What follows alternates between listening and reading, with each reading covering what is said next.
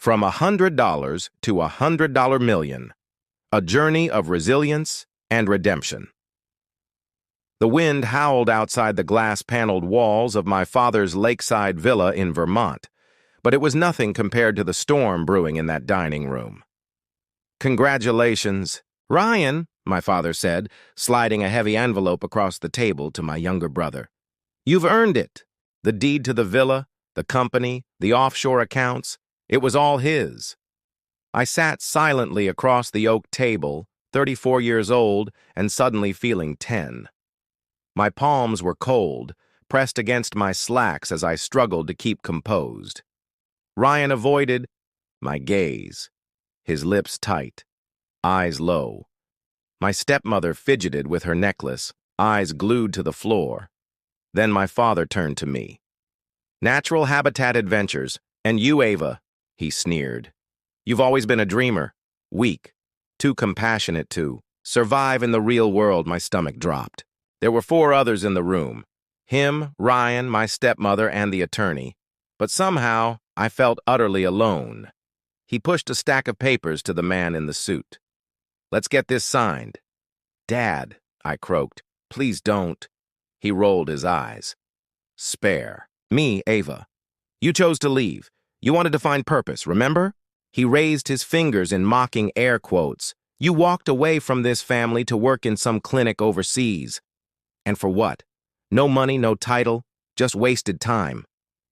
"You never asked why I left," I whispered. "I still don't," he snapped.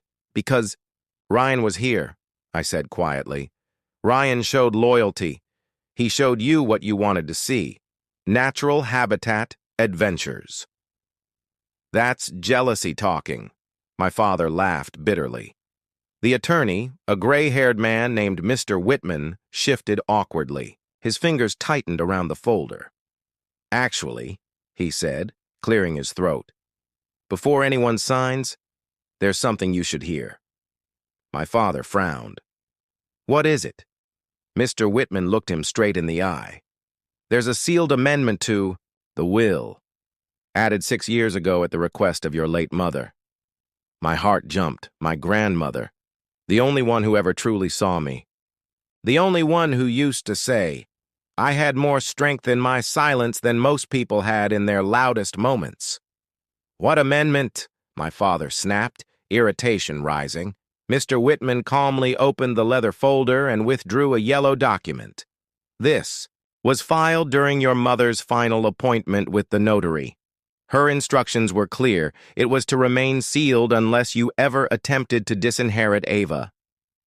My father's face twitched. "That's ridiculous. She had no such authority." "She did," Mr. Whitman replied, his tone firmer now. "She retained 51% ownership in Harborcrest Holdings until the day she passed, and you never challenged it legally. She had every right." Ryan shifted in his seat. My stepmother froze, hands still resting on the diamond pendant she always wore when she needed to feel powerful. Mr. Whitman turned to me. "Miss Ava, would you like to read it? Or shall I?" I didn't move. My eyes stayed locked on the envelope in Ryan's hand, the one that held everything my father believed he controlled. "Read it," I said softly. He cleared his throat and unfolded the page. "In the event that my granddaughter Ava Whitmore is deemed unworthy by her father, I hereby grant her full authority over my share of Harborcrest Holdings to be enacted immediately. All voting rights are to be transferred to her name upon activation of this clause. This amendment shall override any previous agreements regarding decision-making or ownership within the company or family estate." Silence. Only the sound of rain against the windows, softer now, as though even the storm was waiting. "What the hell does that mean?" my father barked. "It means," Mr. Whitman said, turning toward me, "that your daughter is now the majority shareholder. Nothing you sign today can override that." My father shot to his feet. The chair screeched backward. "This is absurd. She doesn't even understand the business." "Maybe not your version of it," I said, rising, my voice steady. "But I know how to lead, how to protect, how to build without tearing people down. I took a step forward. You said I was useless, but I never needed your validation. I turned to Mr. Whitman. Let's move forward. We have a company to run.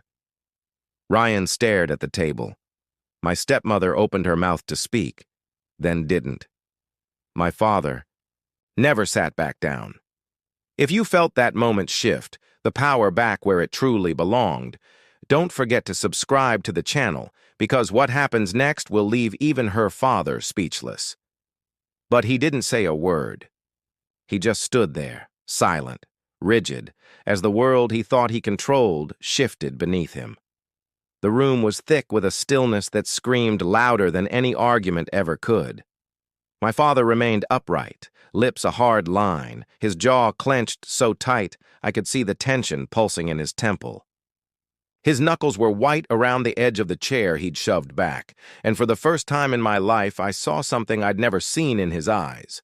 Fear. Not the kind that lashes out, but the kind that sinks in. A quiet, soul-deep fear of losing, something he never thought he'd have to fight for. "Please sit," I said gently. I didn't say it to shame him. I wasn't here for revenge. I only ever wanted what had been withheld from me for decades, dignity. Still, he didn't move. Instead, Ryan finally spoke. "Wait, this isn't right." She left. He looked around the room, searching for support. She wanted no part in the business. She ran off to help people or something. YouTube +1 pick jumbo +1. I built homes for women escaping abuse, I said evenly. I funded transitional housing for veterans. I didn't run away. I ran toward something that mattered. He scoffed.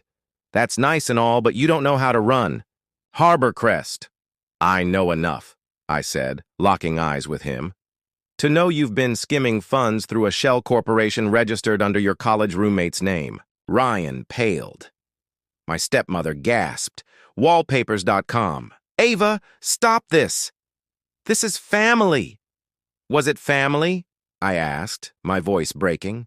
"When you sat by as he called me a failure? When he handed everything to Ryan without acknowledging the sacrifices I made? For all of you? You were never built for this world," she whispered. "No," I nodded. "You all made that clear."